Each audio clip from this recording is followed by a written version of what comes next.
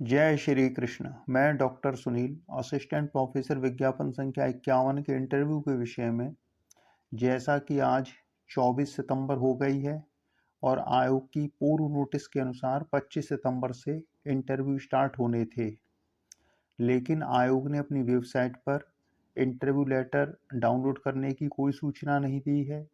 आयोग ने इंटरव्यू स्थगित होने की भी कोई सूचना नहीं दी है और इंटरव्यू आगे कब से होंगे इसकी भी कोई सूचना नहीं दी है। आज का दिन और है। अगर आयोग कल तक अपनी वेबसाइट पर इंटरव्यू स्थगन की सूचना नहीं देता है तो यह कानूनी रूप से वाद का विषय हो जाएगा। आयोग में फ़ोन करने पर बताया जाता है कि लिखने से क्या होता है। उन्हें पता नहीं है कि लिखने से ही सब कुछ होता है। अगर आयोग ने 25 सितंबर तक इंटरव्यू स्थगन की सूचना नहीं दी तो ये एक वाद का विषय हो जाएगा। और वाद क्यों किया जाए? हम तो लखनऊ में रहते हैं, उच्च शिक्षा मंत्री जी यहीं बैठते हैं, मुख्यमंत्री जी भी यहीं बैठते हैं। अगर 4 लोग साथ आए तो मिलकर उच्च शिक्षा मंत्री जी को सारी बात बता दी जाए कि आयोग हमारे साथ क्या कर रहा है। डेट दे देता है लेकिन इंटरव्यू नहीं लेता है। व्यक्ति इंटरव्यू की डेट को देख के अपने सारे काम स्थगित करके उसी ओर फोकस करता है और इंटरव्यू की डेट हट जाती है, तो ये एक गलत स्थिति है। दूसरी ओर जिनका चयन नहीं हुआ है, इंटरव्यू कॉल नहीं हुई है, वो लोग हाई कोर्ट तक पहुंच गए हैं। वो की आंसर के लिए आयोग के बाहर धरना दे रहे हैं और जिनका इंटरव्यू कॉल हो गया है वो चुप बैठे हुए हैं। उनके भीतर इतनी चेतना नहीं है कि आयोग से जाकर कहें कि इंटरव्यू लीजिए या उच्च शिक्षा मंत्री जी से मिलकर अपना पक्ष रखें। तो ये एक उदासीनता की स्थिति है जो ठीक नहीं है।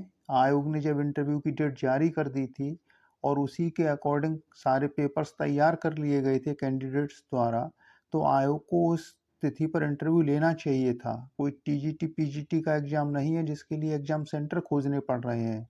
आयोग की बिल्डिंग में सारे इंटरव्यू होने हैं। 3000 के आसपास कैंडिडेट का इंटरव्यू होना है।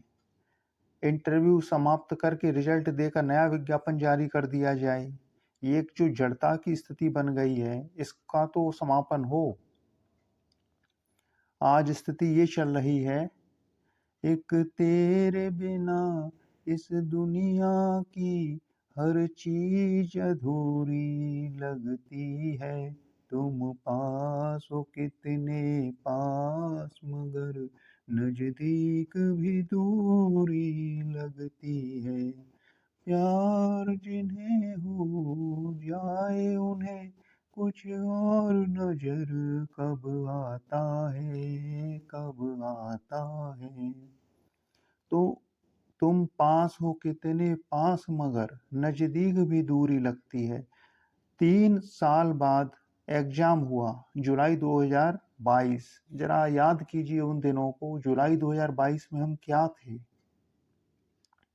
आप अगर आप भावुक हैं, आप संवेदनशील हैं, तो हम जो बोल रहे हैं आप उसकी गहराई को समझ पाएंगे कि जुलाई 2022 में ये विज्ञापन आया था। 23, 24, 25, 3 साल पहले हम क्या थे। और आज की डेट ये है कि रिजल्ट निकलने के बाद भी हमको उसी तरह तरसाया जा रहा है जैसे हमको एग्जाम के लिए तरसाया जा रहा था। आज आयोग इंटरव्यू नहीं दे रहा है और एक नोटिस तक नहीं दे रहा है कि आपका इंटरव्यू कब लिया जाएगा। कितनी दुर्भाग्यपूर्ण स्थिति है। या कहें कि आयोग में बैठे हुए लोग कितने संवेदनहीन हैं। उनको इस बात की कोई पीड़ा नहीं है कि छात्र इंटरव्यू के इंतजार में बैठा है तैयारी करके और हम उसका इंटरव्यू कंडक्ट करा लें। आयोग में बैठे हुए लोग भी तो नौकरी कर रहे हैं, कोई अवतारी पुरुष तो है नहीं। सब अपनी अपनी नौकरी पे आए हुए हैं। सभी ने इंटरव्यू दिया है। जो मेंबर्स हैं उन्होंने भी इंटरव्यू दिया है, जो अध्यक्ष हैं उन्होंने भी इंटरव्यू दिया है। सरकार के यहाँ सरकार द्वारा चयनित करके आयोग में भेजे गए हैं। कोई भी अवतारी पुरुष नहीं है इनमें से, और इनको मानव होने के बाद भी दूसरे मानव की पीड़ा का एहसास नहीं है कि इंटरव्यू करा लें, त्योहार आ रहे हैं, जिनका चयन हो जाए उनके त्योहार मन जाएं। 3 वर्ष 4 महीना भर्ती लेट हो चुकी है, और फिर मोक्ष की कामना करेंगे, जाके भगवान के मंदिर में माथा टेकेंगे, जैसे मूर्ति में से निकल के भगवान इनको आशीर्वाद देने आ रहा है। व्यक्ति के कर्म ही उसका भगवान होता है। तुम भ्रष्टाचार करोगे, तुम बेईमानी करोगे, तुम दूसरों को सताओगे, और फिर जाके गंगा में डुबकी लगा लोगे तो गंगा भी लात मारेगी। गंगा पुत्र भीष्म थे और बाणों की शैया पर लेटे थे, गंगा जी ने क्या कर दिया उनके लिए? तो कर्मफल भोगना पड़ता है।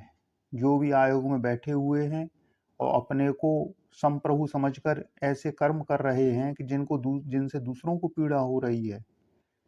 रिवाइज्ड की आंसर एक अलग मैटर है। रिवाइज्ड की आंसर तो फाइनल रिजल्ट निकलने के बाद रिवाइज्ड की आंसर आना ही है, और अगर उसमें कोई गड़बड़ी पाई जाती है तो रिजल्ट संशोधित भी होना है।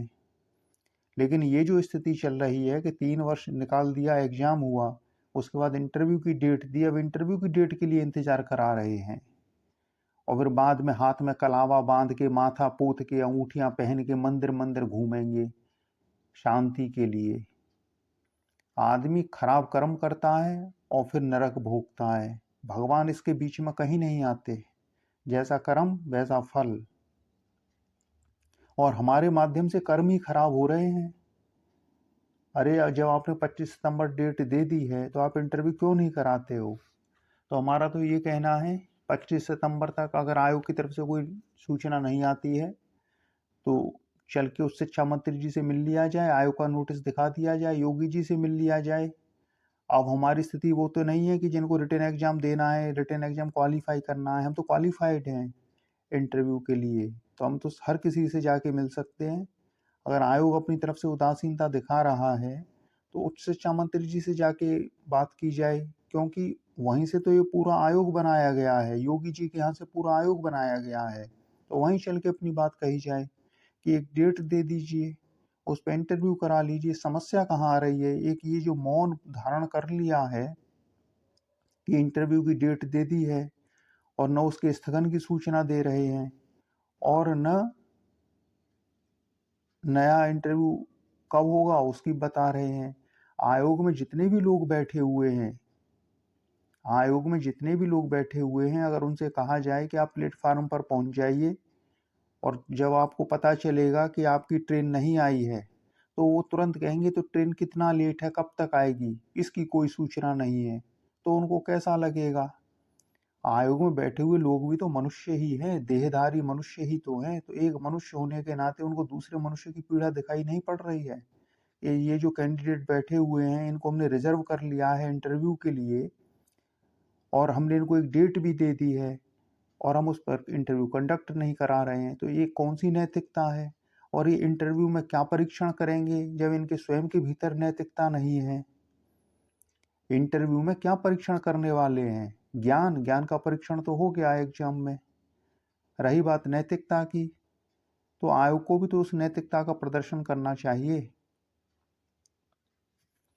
आयोग को भी तो उस नैतिकता का प्रदर्शन करना चाहिए, कम से कम एक विज्ञप्ति जारी कर दे और बता दे कि इस तारीख से आपके इंटरव्यू होंगे, और उस तारीख पर इंटरव्यू करा ले, क्योंकि व्यक्ति अपने सारे काम छोड़कर फिर इंटरव्यू के लिए रिजर्व हो जाता है। तो हमारा उत्तर प्रदेश शिक्षा सेवा चयन आयोग से विनम्र निवेदन है कि कृपया एक नोटिस जारी करके इंटरव्यू के विषय में स्थिति को स्पष्ट कर दीजिए, और हमारी पूर्व में कही गई बातों पर आपत्ति मत करिए, क्योंकि जो व्यक्ति पीड़ित होता है तो उसकी प्रतिक्रिया बड़ी गहरी होती है। जो व्यक्ति जितना संवेदनशील होगा, जितना सेंसिटिव होगा, उसकी प्रतिक्रिया उतनी ही गहरी होती है। प्रतिक्रिया इतनी गहरी होती है कि ईश्वर भी अचंभित हो जाते हैं।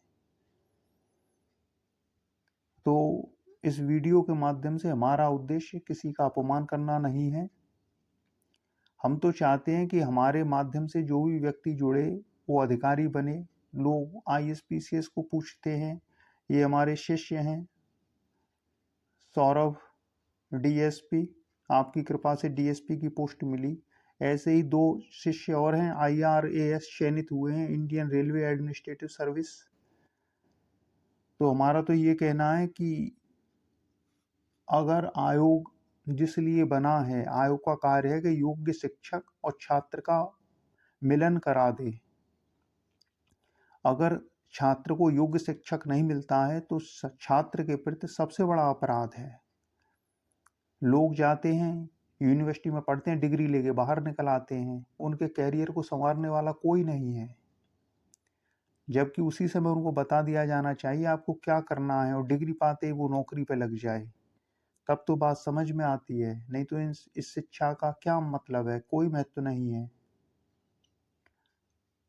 तो चलिए फिर इस वीडियो के माध्यम से हमारा यही कहना है कि उत्तर प्रदेश शिक्षा सेवा चयन आयोग एक डेट जारी कर दे कि इस तिथि से आपका इंटरव्यू होगा।